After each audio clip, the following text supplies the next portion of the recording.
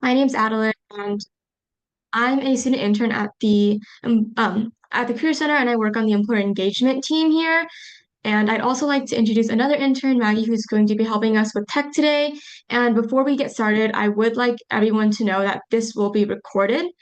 And so the purpose of this event and all of our insights event is to give our students the opportunity to explore different fields and different pathways within those fields. And specifically today, we'll be looking into gaming and learning from all of our amazing panelists about what they do in the industry. And so this panel, we're aiming for it to be interactive. So after a set of moderated questions, we'll be opening it up for audience questions. I should actually show the agenda. It's my bad. So we'll be opening it up to the audience and giving you guys all the opportunity to ask questions yourself. And if you do have a question, please be prepared to unmute your microphone so that you can ask our panelists. And yeah, we'll just get right into it. So for all of our panelists, could you please introduce yourself, talk a little bit about your background, your organization, and since we have a lot of different roles and a lot of organizations here, maybe how you contribute to our students' favorite games, teams, like content, etc. So if we could just get started like with the order on the slide, please, and thank you so much. Hey everyone, my name is Sami Tahari, and I'm a senior manager on the strategic partnerships team at Twitch. Most of you probably know, but Twitch is a live streaming service that was founded in 2007 and purchased by Amazon in 2014. We're mainly known for video game streamers, but our Just Chatting category has exploded, carried by streamers like Kai Cenat. We also have a lot of other categories, music and DJs, artists, IRL travel. If you have a hobby, it's probably a category on Twitch. I have a lot of responsibilities as a partner manager, but my priority is managing about 100 Twitch streamers, including Kai, RDC World, and Hassan Abi. I'm responsible for their daily streams, large events, in-person conventions, really anything that happens on or around Twitch. And I've been there since 2020, but I was a sponsored esports player in high school, and I worked at YouTube from 2013 to 15. So I've kind of seen a lot of stuff on Twitch and gaming content creation in general. Awesome. Hi, I'm James Hughes. I'm a senior activity designer at Bungie. I'm currently working on Destiny 2. Just shipped one of my missions. I did the intro mission for the Heresy episode, and a lot of the story content there. Yeah, I went to USC as a grad student, IMGD. Then I went to High Moon Studios to work on Destiny down here in Carlsbad. Then there was a big divorce between Activision and Bungie, and I stuck around at High Moon for a few more years working on Call of Duty. And then I missed Destiny so much, I went back to it, and now I've been at Bungie for 3 more years. And that's me. I feel like I've been around both of the previous speakers my whole life. My name is Aisha. I am a senior producer at Xbox Game Studios Publishing, and I'm a strategic advisor at Kuro Games and 2 other gaming studios in Africa. I'm an investor there as well. And is your name Samai? I feel like I'm going to see you at DreamCon. James, I feel like I've seen you in Carlsbad because I live here in Oceanside. So That's why I say I'm awesome. like, I love to make games. I make my own games. I put my own games on both the Xbox platform, mobile and PC.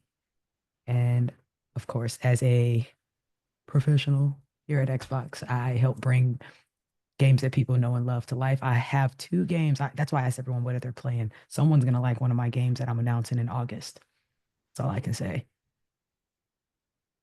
But I'm going to pass it to you, James. Sweet. Yeah, the other James. My name is James Almasan. I am a senior marketing manager at Team Liquid. What that entails is I usually work with some of our partners. I actually work with Twitch as well because a lot of our events and a lot of our streamers are on Twitch, and we also do a lot of our tournaments on Twitch. We're actually doing our Race to World First event right now, which if you are a World of Warcraft fan, our guild is looking to beat the newest raid for World of Warcraft first. I think we won the last one, so we're hoping to repeat this time. What I usually do is I work with our partners. So a lot of the sponsors that you see on our streams, I work with them to make sure that we are fulfilling their deliverables as good partners. I also work with a lot of our talents. So a lot of the things that they do on stream, I usually help them to make sure that they're doing compliant things with some of our partners. Like if they're doing something in partnership with Honda, making sure that they have the correct logos, making sure that they have the correct talking points. Usually when that happens, we're just trying to make sure that we are being a good partner and we're making sure that we're being a good partner to our sponsors and making sure that we fulfill their requests. I also have a big background in marketing. So I have worked with Google, Samsung, and a bunch of other places. I've worked at 72andSunny, and I've also worked at an agency up in Seattle and Los Angeles called Davis Ellen Advertising. So I've also worked with McDonald's. So I have a pretty broad marketing background, and I love video games. So that's why I decided to join Team Liquid. And yeah, it's a fun time. Hi everyone, I'm David. I'm an engineering manager for front-end web development.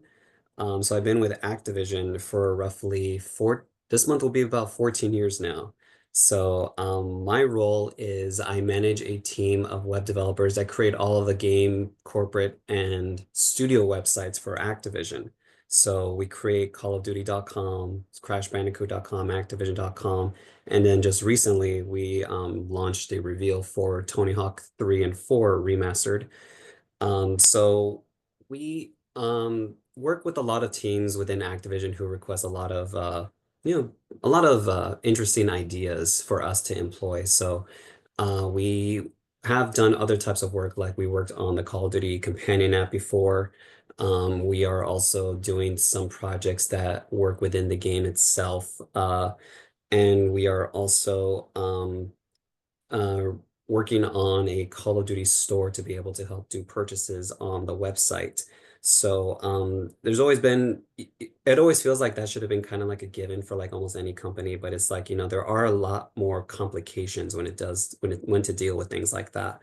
So it's just one of those things where, we have to tread very lightly on how we can execute things like this. And it almost does that with almost every single type of project.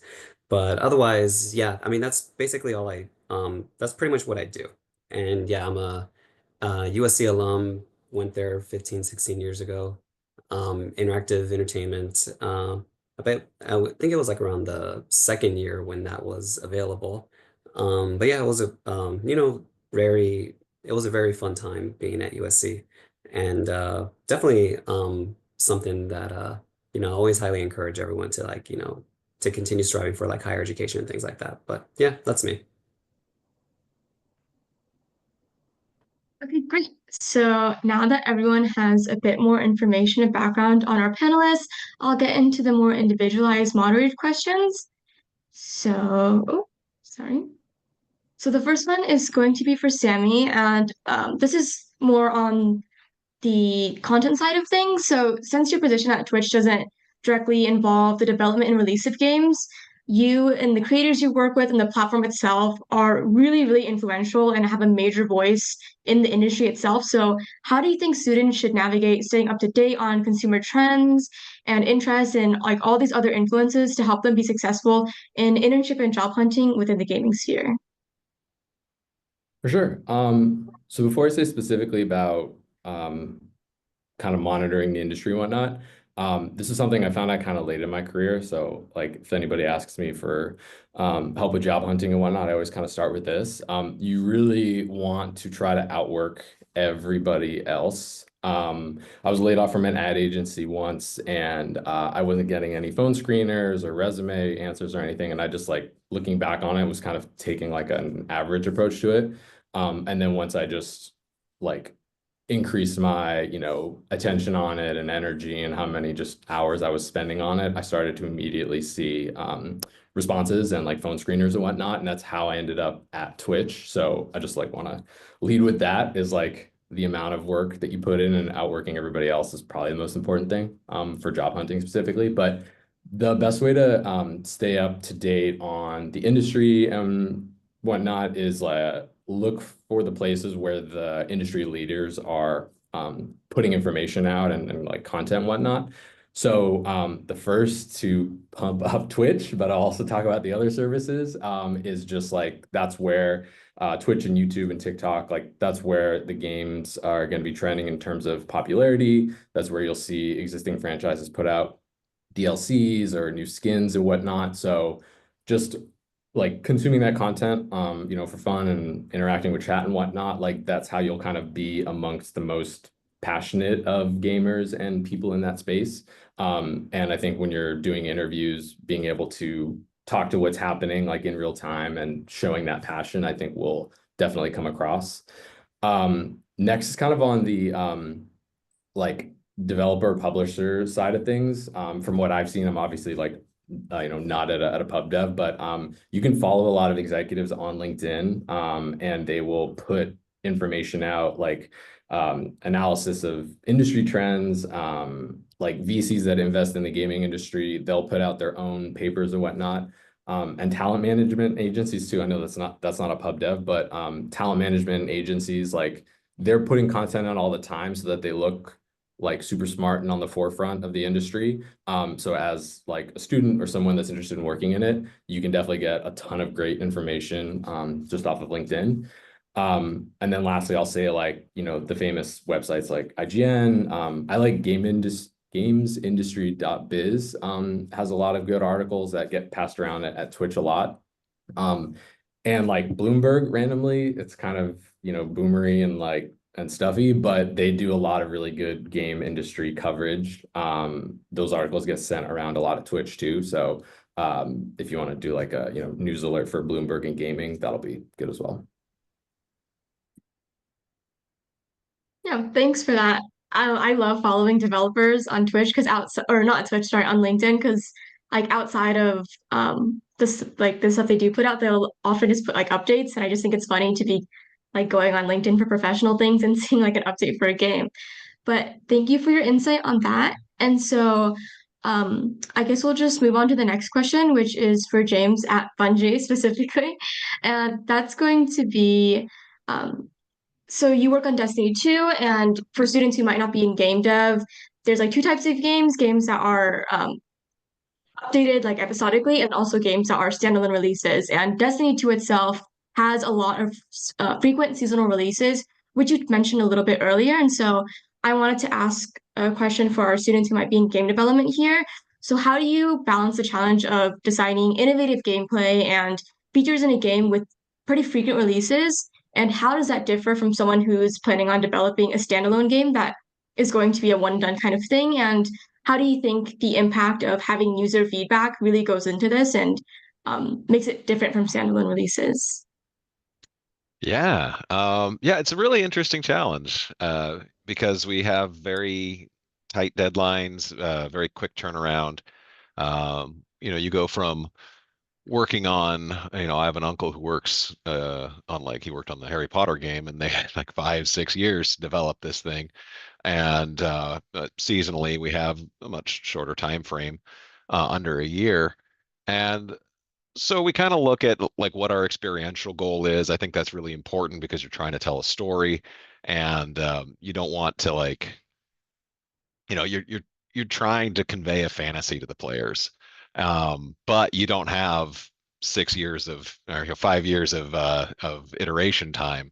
And so you look to old lessons that you've learned, and that's a really fun thing, is that you have this like toolkit, you have this tool belt of things that has been done in the game, and you can sort of put your own twist on it. Oh, I remember when they did this. Oh, this raid boss. Sometimes you look at like, we have these really cool raids, and you're like, how could I make a little version of this in a very, like much more digestible way for a wider audience. And so you look around your own game a lot for inspiration, because there's so many designers doing so many cool things. And you look to other games, of course. Everybody is influenced by the whole. And for us in particular, we have different kinds of activities that we're launching. Some are a one-off. You can only play it once. It's a story beat. I'm going to deliver a new story beat every couple of weeks.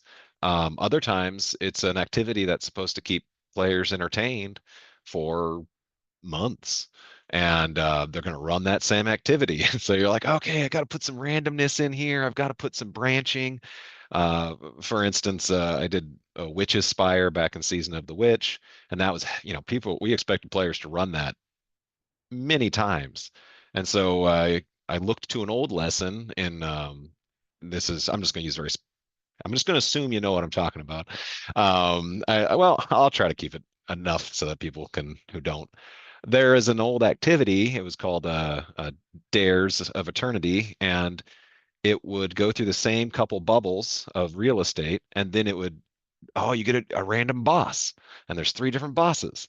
And we found that having a different ending, this was my takeaway. Oh, having a different ending is very exciting for players, so that rather than having different bubbles up front and then always funnel to the same boss. So, for Witch's Spire, we did 3 different boss rooms, and it was well received. Players enjoyed it. We did put randomness in the rooms, like, oh, a different elemental magic is happening in the second room. Oh, different enemies. So we did all that fun stuff. But, when you're creating these heavily replayed activities, it's a very different experience than creating a one-off. Where a one-off, I did that this season. I did a bunch of one-offs where it's like, oh, you go through it only once and then you experience a particular story. And when you're trying to convey that story, you're more worried about tying into narrative. What are we doing? Pacing. You're always concerned about pacing, but you want to go, what's my intensity? When are the spikes and the intensity? What's the crescendo? And so just it's a movies do this, TV does this, we do it too. It's all about delivering a story, delivering a fantasy. But yeah, just very quick turnaround, and our players are very sensitive to patterns, and so we try to spend our space bucks in different spots. And sometimes it's all about like creating, you can't do too big of a moment here because we won't be able to do a big moment here, and they're repeatable. Oh, we want, people are playing this a lot. They're going to really see this thing a lot. So we got to put a lot of money into it. Oh, this is a really important story beat. So it's a real juggling act. But overall, I think having the feedback come in is really cool. You get it. It's almost, I kind of compare it to like live theater, as I used to do acting, and you get that feedback right away, right? If you're doing well, people clap right away. And because we're on such a high cadence, we get to know what's working quicker than a big release of, worked on for 3 years, or, so we get to know, oh, got to pivot. It takes a minute. Like, our players will be like, you need to make a change. And we're like, well, we've already finished the next season. So we can't make that change in the next season, but we'll get it to you in the next one. So, yeah, that's how I think it differs. You're able to respond a little quicker. You're able to make some weirder choices now and then, because you're not betting the whole farm on it. You're just trying to keep players engaged and entertained. Yeah, so that's what I got for you. Thanks for talking about that. And personally, I don't know too much about Destiny 2, but I do have a friend who's probably put at least 100 hours in the past month. So you guys are probably putting out some great stuff out there. And so our Nice. next question is going to be for Aisha. And you have experience working at a major studio and producing games at Xbox, as well as working with your own independent studios, as you mentioned earlier. And so I wanted to ask about the differences between publishing a title at a bigger studio versus a smaller one, and what have you been able to carry between these two environments, and what have you seen work and doesn't work? That's a really good question. I think as a AAA publisher, it is more restrictive than publishing indie. And indie, you can just, I want to do this, I want to do that, sprinkle a little pizzazz on it, and you can kind of just go where your imagination takes you. I think with a AAA publisher, There's a guided framework, and you can't really get to color outside the lines too much. And as a person who loves to color outside the lines, I think the games that I'm the publisher on, we have a lot of fun because I just be like, y'all want to try something different? Let's try something different. And we get to do that.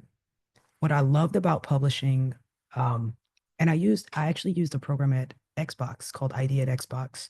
It's for independent developers. You can come on, I think they give you up to 300,000 to just fund your passion project.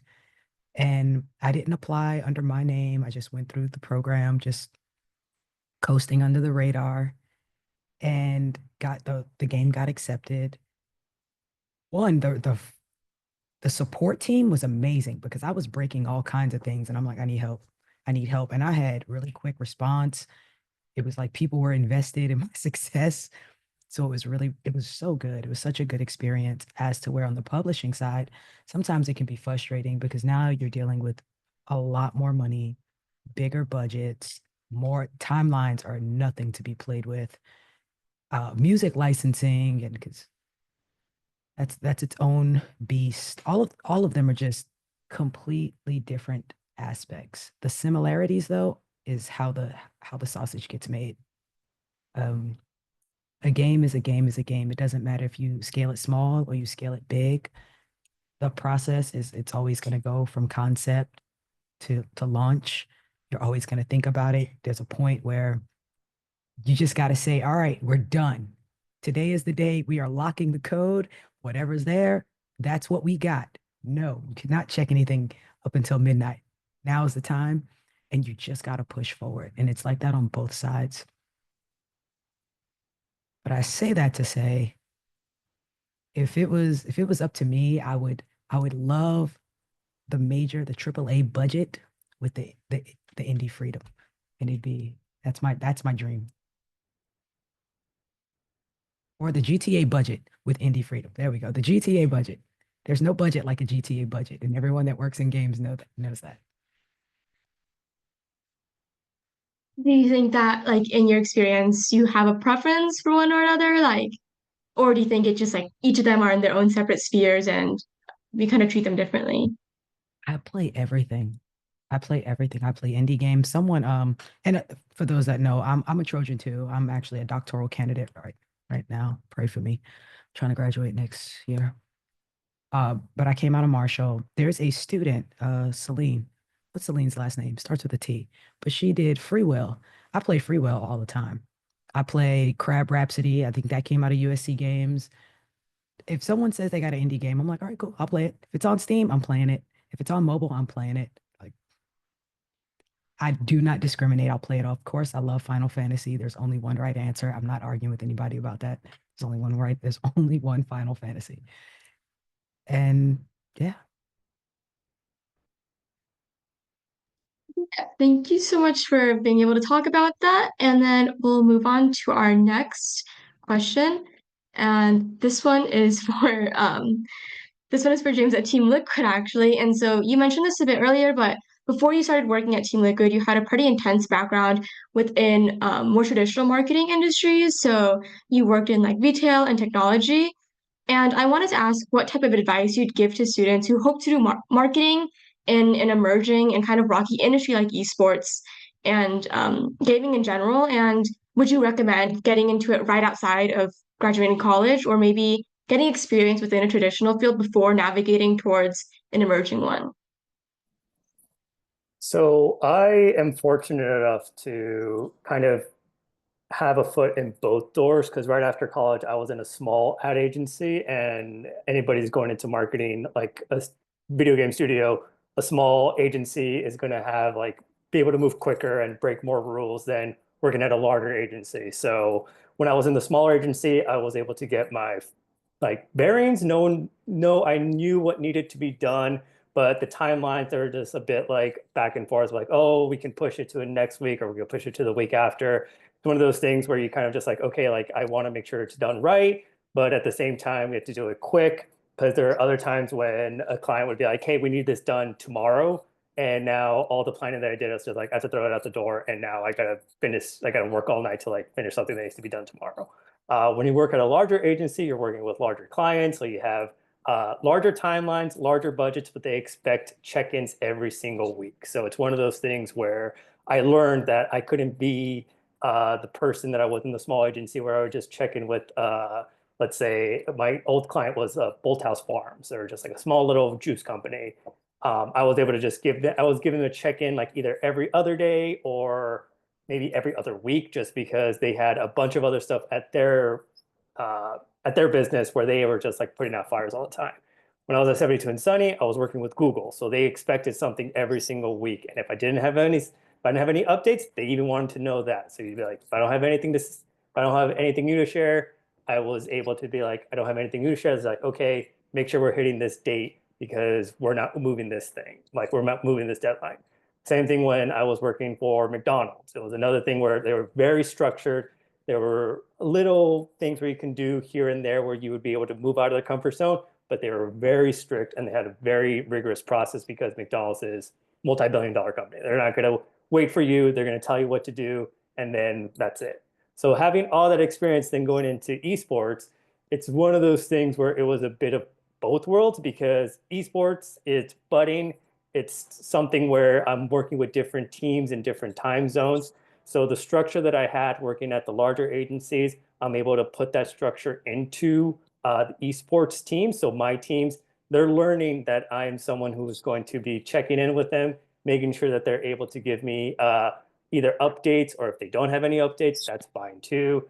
It's something that was kind of lacking in esports team, because as you say, if I had to give advice, I would be like, I would have people moving into the marketing or even the esports to cut your teeth somewhere else, maybe some agency that has structure, because it's valued a lot more going into a company that is kind of a bit young and still learning how to establish themselves. So me being the senior marketing manager, I am the one giving, I guess, I'm giving my team structured timelines and making sure that if things aren't hit, that's fine. You just got to let me know so that I can work with the partner like Honda, who is very structured, very like weekly updates. I can be that buffer zone between the partner and my team, because they're still learning the new process that I am trying to bring into them. And it works because you see it in the work that we do. If timelines are cut, we have backup plans, because that's something that I'm always telling people. No matter how much you plan, something can go wrong, something will go wrong, and you need something to like say, hey, even though this happened, we're able to pivot and do this. Because when I was at 72andSunny, I was a producer, and Google constantly made changes. So I made sure to like put in buffer time zones. I learned that on the job there. So I brought that experience to Team Liquid, and we're able to do, I guess, we're able to do more structured things, while at the same time, if the social team has a fun idea, I'm like, that's great, go run with that. It's one of those things where it's a balancing act. And I think our partners appreciate it when we do things that are a bit out of the box, but they also appreciate when we can tell them, here's the date this thing is coming out, here's when we're going to post on our socials, here's when it's going to go live on Twitch. They appreciate that as well, because they can understand that they don't have to guess about when things are going to happen. Because one of the pieces of feedback that I always got from my partners was that they appreciate that I was always checking in with them, or even giving them mundane updates, because they don't have to worry about anything. And at Team Liquid, there is a mix of like more seasoned people and newer people. And I feel the newer people are getting that experience from the people who do have like a more varied background. And I can see them growing into the roles that they're in. So that is one of the main things that I want to do when I'm working with a new team member, is I want to make sure that they're growing, so that when someone else new comes in, if they are coming straight out of college, they'll be able to help them, as well as obviously I will help them too. It's just making sure that when they're doing their jobs, it makes my jobs easier, and it makes their jobs a lot easier, and they don't have like some partner who is like, where is this thing bugging them all the time? I'm able to help them out. So my advice, if you can go into a position or go into an industry where it's a bit entry level, but you'll be learning the fundamentals, I would advise to do that. But if you're going into esports straight out, make sure that you know what you want to do And if there is no structure, bring in your own structure. Say, hey, I think I'll give you updates every single time. And I'm sure managers would be like, either A, like you don't have to do that, or B, they would appreciate it. So I think it's one of those things where you kind of just have to find the balance and just make sure that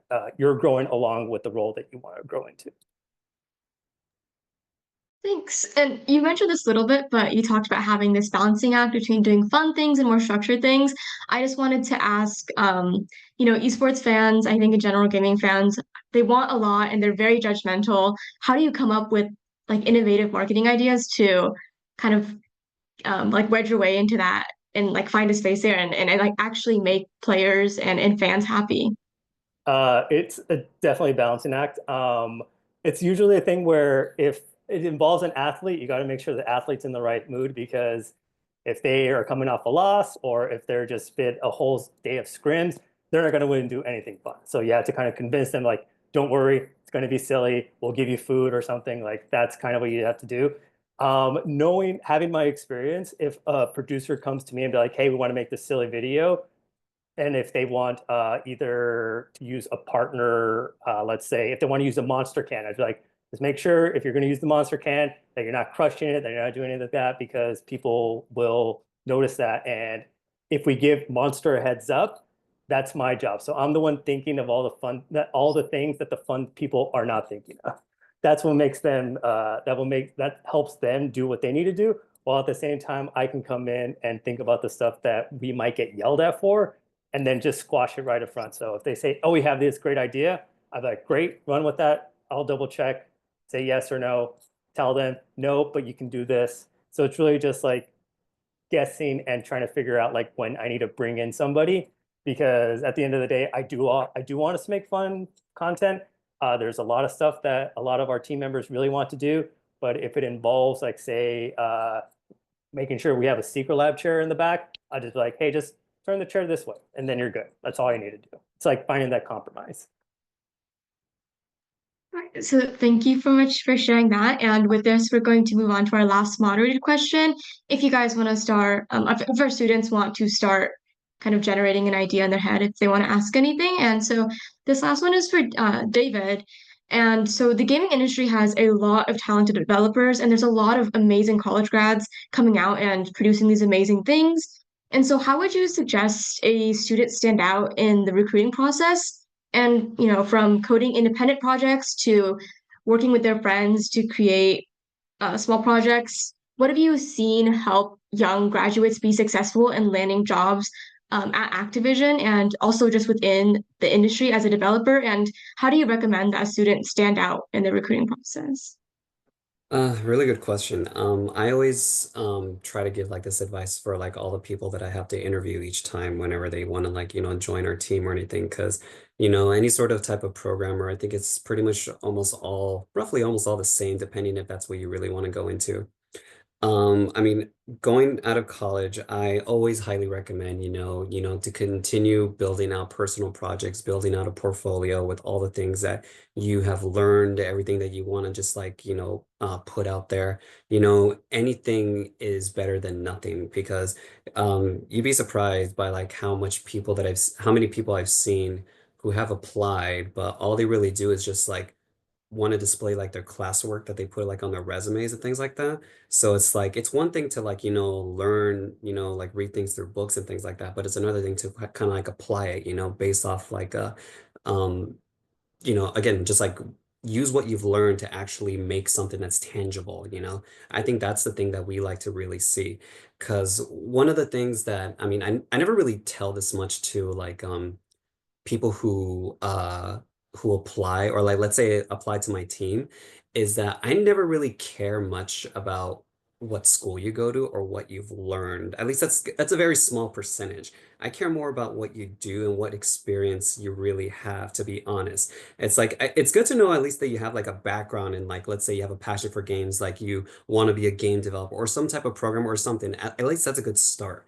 But it's like I still care about more about wanting to see what projects that you've learned to kind of like see if it'll fit towards, the goal that our team has. So in general, that's really all we really look for and all we really care about, again, to be honest. So it's whatever you have the chance to continue learning. That's again another thing that I always like to emphasize is that, keep learning new programming languages, keep learning new frameworks, keep building out little indie projects here and there, whatever it is, build an online presence, show off what you can really do.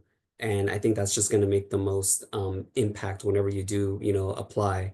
And again, it depends also what you really want to do. Like for me, I decided to go more in the field of web development. So in my experience, I just, I did a lot of self-teaching for myself, learning HTML, CSS, JavaScript, and then using that to like find little gigs here and there. I started to do like small jobs, small free jobs, like on Craigslist, people who were like asking for like little small portfolio websites.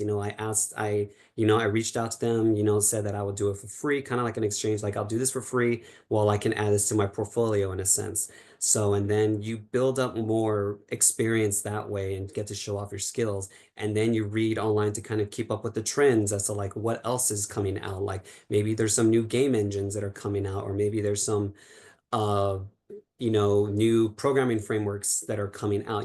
It's those things that you want to like, jump on to be able to like learn the most, because I think all industries are really trying to evolve. So you need to, continue to try to be a step ahead if possible. So that way you can bring new experience, you can bring fresh ideas to, to those interviews to let them know, as like, hey, I noticed that you guys are trying to do this in your product, but there's this new thing that you guys may not have thought of that might be more interesting and might make your jobs a little bit more easier, So it's like technology is like evolving really, really quickly. So it's like, it's one of those things that you really got to get ahead of if you really want to try to, be ahead of the group of people out there who's still out like just learning, technology that's like 2 or 3 years old.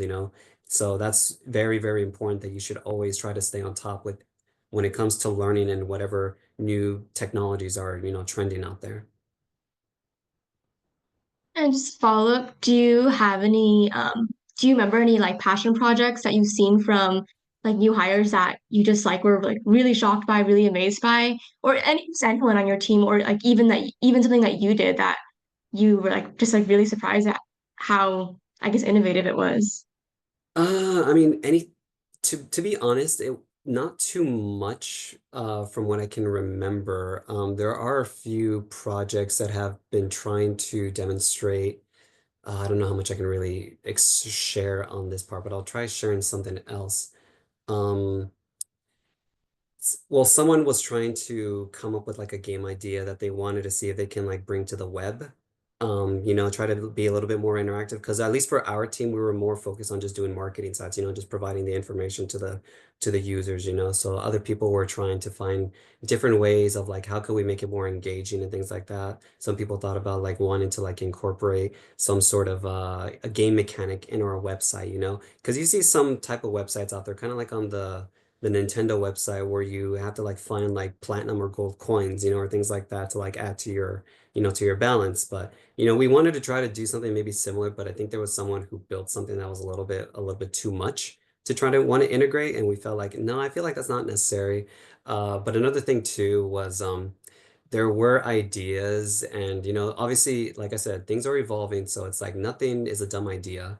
So it was, wanting to incorporate Web3 into some of our websites, because we're wanting to see if possible, is like how, if anything, would we be able to utilize Web3 in terms of like, let's say NFTs or anything like that into, websites, maybe not into the games per se, but I would say like within, websites, it's it was an interesting idea. I mean, obviously we're brainstorming a lot of things, but it may not be one of those things that we may actually do.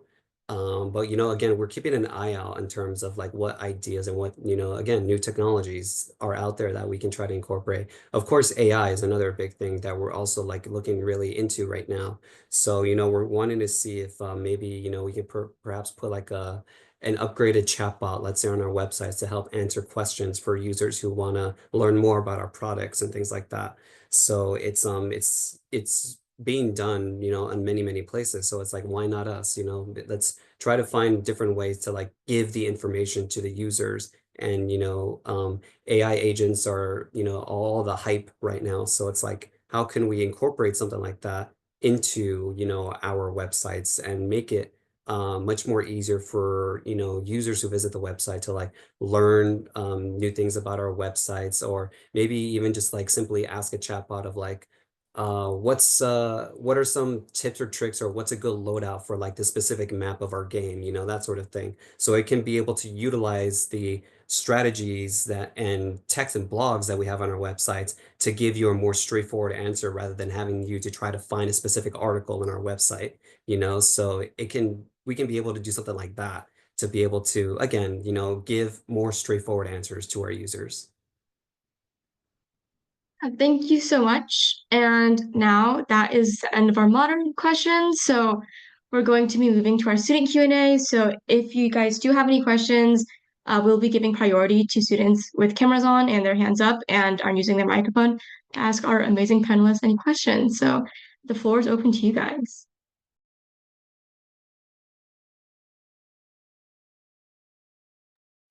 Oh, you can go ahead and ask. Yeah. If Khalil? Oh, hello. All right.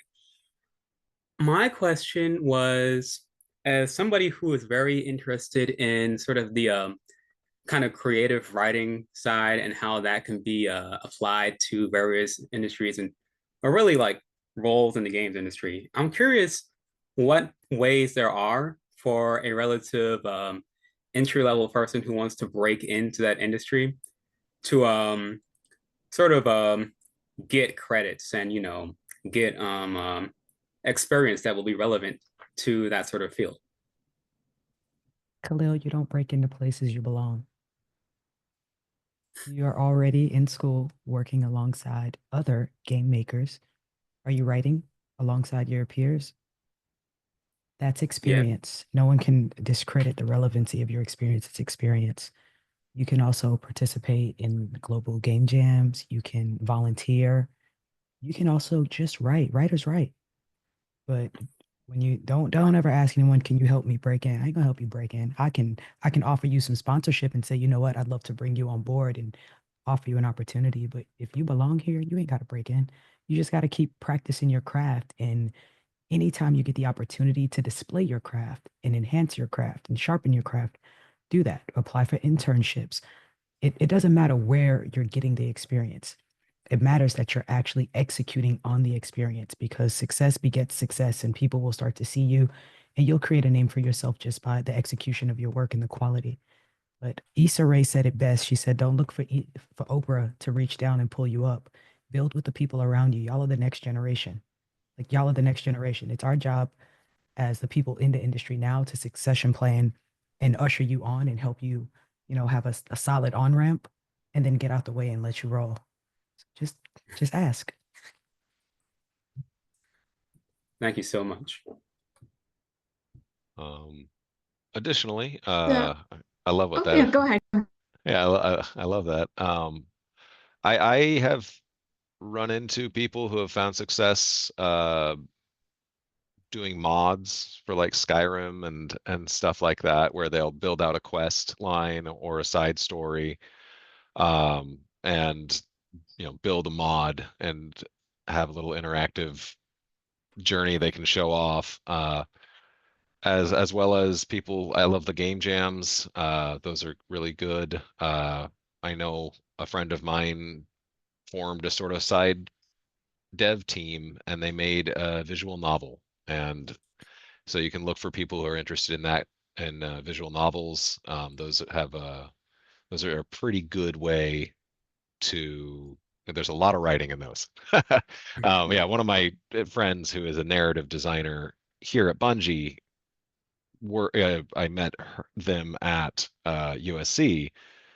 We were in the same program, and they did this. They made a side project, but they also made their student projects very writing intensive, and so they were able to develop a resume. I don't know all the details, so I don't want to speak too much for them, but yeah, that's what I've seen.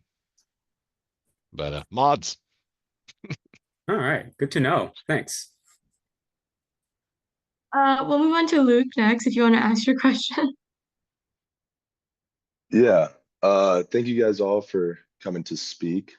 Um, I'm currently a senior who's graduating in May, and I'm studying business administration. So I don't have much like game design experience. I'm just starting like to make my first game in Unity. It's going all right. But what other skills do you think are important in game design, game production, and that I could go and get at like a job while I build up my portfolio? I have a MBA from Marshall. Um, you're in the perfect location if you want to go into production, if you want to go into business management. Business managers, they I love my business manager. I don't make any decisions without them because if I spend $123 million on pretzels, they will hold me accountable. I would say don't focus so much on the game design portion, right? What do you want to do in games? Think about games as a mall, and every single store does something different, but every single store makes up the mall. So maybe your talent is, negotiating licensing contracts. We need that for games because we all have music. Maybe you're really good at maintaining numbers and holding audits and keeping people accountable to their funds because you let us spin, we will spin. That's a talent. Just I have this, I'll find it and stick it in the chat, but I have this image of like over 75 different roles that go into making a game. And it's not just game designs, because everyone's not a game designer. Everybody's not a game designer. That's just, some people, it's just not their ministry, but they can do everything else that supports the making of a game. Because my game isn't anything if I don't have a marketer that knows how to market my game and get it to the people I can't see and can't touch. And that could be a talent you have. Just think about all the things that make up you, not the and you can work your way into game design once you're in the industry and you're like, you know what, I do want to do that and become someone's understudy. But right now, if you want to use what you know as an MBA student, you're already learning how to do a P&L. You're already learning how to conduct audits. You're already learning how to produce and hold timelines and execute. Yeah, Yeah. and seconding what I guess what I'm trying to say is that is correct. There's a lot of people in esports who do a bunch of things that a lot of people in esports can do. A lot of people in esports don't really know how to talk to clients. They don't really know how to talk to, they don't know really how to get deliverables done on time. They're just like, oh, I'm going to be doing this, this, and this. A lot of people don't know how to talk to our fans. Our fans are very much a voice of their own. So it's one of those things where you start learning the skill that you kind of figure out what skill you're excelling at. And then from there, you bring that to the table. And then that's how you get your seat at the table, just so that you can start executing things. So really, being a jack of all trades is good at first, so that you can kind of like dip your toe into everything. But once you kind of like figure out, oh, I'm really good at making sure this is done on time, or oh, I'm really good at making sure that I can talk to our fans and be that customer service rep, or being able to talk to clients and present things. Like those are the skills that you kind of learn on the job as well. And then you figure out, hey, I'm actually good at tracking budget. So I want to make sure I have all these spreadsheets that I can share with the rest of the team. So I'm holding them accountable as well. So really what Aisha said is, or Aisha, sorry if I mispronounced, but Aisha is correct that if you do have a skill that you don't really think is going to work in gaming, it's going to work in gaming. And then there's a lot of people who don't have that skill in gaming. So I think if you're working on game design and that's your passion, great, follow that, keep going, moving forward. But if you're on the business side, I can tell you right now, the business side is lacking. So if you have that skill set of just being able to keep a project on time, that's going to pay dividends in the future. Yeah. I'll caboose this, or maybe not if somebody else wants more. I found a lot of usefulness in sort of studying theatrical and film, storytelling, framing, a composition of a shot. I find that as a designer, I'm frequently thinking about how I'm delivering a story to a player, or a moment, or a beat. And so, I like, if you could study up on the composition of the frame. You could study up on pacing and intensity. Intensity charts are very important. and then just sort of your own. So you could find yourself on a film set or something, working as an extra, even if you could learn some things that might be applicable. I finally just playing games a lot will help you, of course. This is we don't take that for granted. Getting in there and trying a lot of different games and having a deep knowledge you'll be able to really pull ideas. I always, it's sort of hackneyed, but I say 90% of game design is like properly applying established ideas, and it's like 10% innovation. You're never gonna like create. I mean, some people do. It's incredible. They'll create like something out of a whole new fresh thing that's never been used before. But if you think about like PUBG, that was a incredible thing. But it's still a shooter, right? They're not reinventing the wheel on the shooter, they're reinventing the rule on the wheel set, or on the, excuse me, they're reinventing the wheel on the rule set. Yeah, exactly. Thank you guys for all that insight. Peter, if you want to ask the next question. Hi guys, thank you all for speaking tonight. It's so cool to hear from so many different aspects of the gaming industry. I'm a sophomore. I'm studying business administration and then emphasizing in marketing. So this question is mainly for James, but I'd love to hear everyone's opinions. So like over time, esports has become so much more popular. Just the other day on TikTok, I saw an ESPN clip of it was like a Valorant clutch, and I've never seen that before on ESPN. So I'm just wondering, like at Liquid, what are you guys doing to break more into the mainstream? Or are you just kind of still focusing on gamers and that audience? No, we are definitely focusing, or we're trying to break into the mainstream. Luckily, we have a pretty good parent company. So Axiomatic, that's the company that actually has a stake in Team Liquid, and they have Magic Johnson as one of their one of their partners at that company. So anytime we do something that is very, like we won the international. So I don't know if there's any Dota fans in the chat, but we won the international last year, and we got our rings. And we went to Magic Johnson and said, here's your new ring. And he was able to post it on his Twitter account. So really being able to have that connection with someone as mainstream as Magic Johnson, that's something that we try to take advantage of. So really it's taking advantage of the connections that we have. Honda is the client or the partner that I work with the most. A lot of people know what Honda is. So if we have, let's say, Hungrybox, who's our Smash player, if we have him driving around in a Honda, people are going to associate Team Liquid, Honda, big deal. So really, it's taking advantage of the partnerships that we have or the connections that we have and the wins that we get, and then just blasting out everywhere. Because I think when HBox, he won the latest Smash tournament, we posted it everywhere. It started getting picked up by the old Smash community and the new Smash community. And then that makes its way to Twitter, and then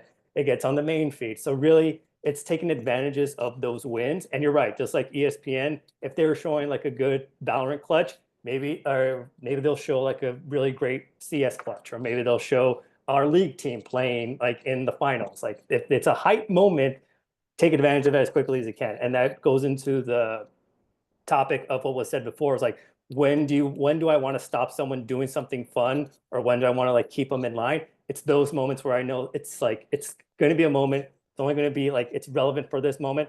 Go, I'll deal with the partners right after. Don't worry about it.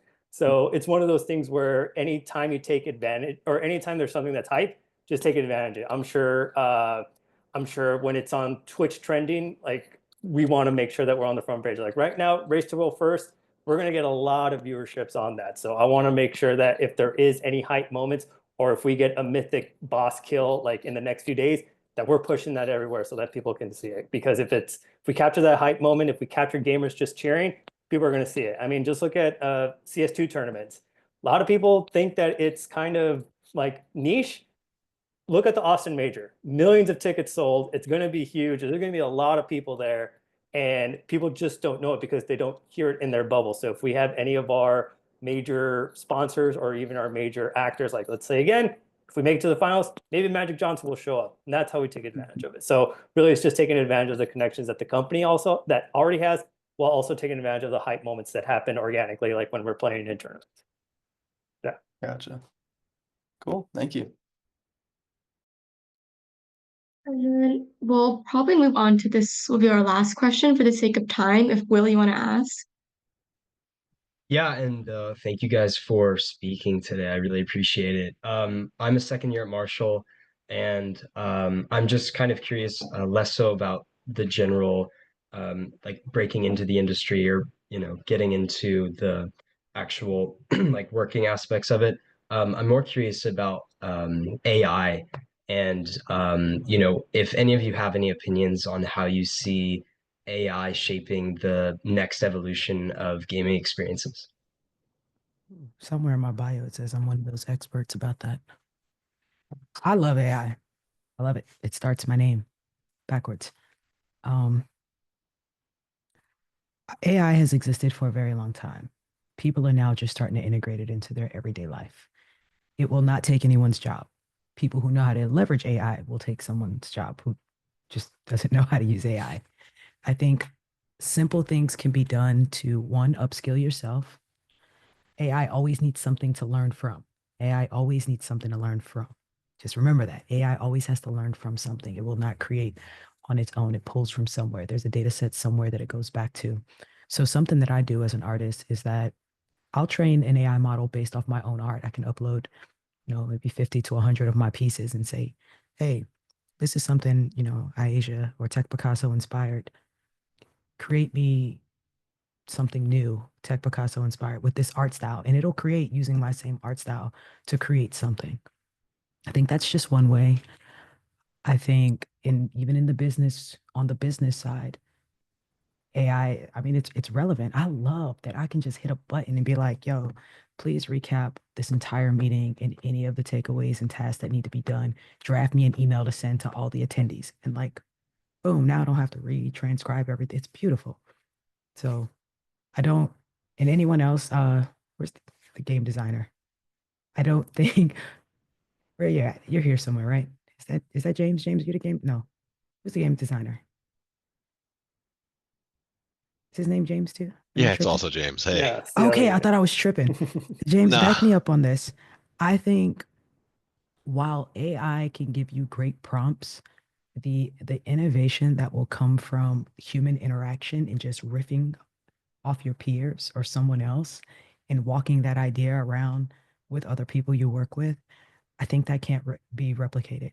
Because if you interact with AI long enough, you'll start to understand when it's AI speaking. Yeah, I think that there's a lot of there's going to be a ton of I personally think there's going to be a ton of value in like the human experience and the human creativity, maintaining that. I think AI is a tool, and people are going to utilize it to become more efficient. And I think you'll want to be on top of every tool that you can be on top of. I don't yeah, I don't know. I don't want to speak too much about AI.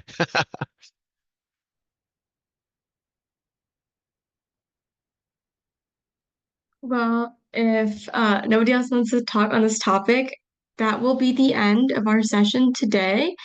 So I just want to again thank all of our panelists for taking the time out of their days to talk about their experiences and sharing all the amazing opportunities and like all the huge variety of things that you can do to enter the gaming and esports industries and all these amazing insights. And I hope that this helped all of our students gain a better understanding of the different paths that they can take and the ways that they can move forward even now, maybe after graduation. And so, Industry Insights, this series is a panel or is one of many panels, and we'll be hosting two more this semester, one on finance and one on art and design. If any of you guys are interested, and you can find more details about these on Handshake, as well as all the other events hosted by the Career Center. And so, yeah, I just want to give one last big thanks to everyone who came here today and contributed to this panel, and you guys are all free to go. Thank you so much. Thank you very much. Thank you. Thank you. Thank you. Thank you.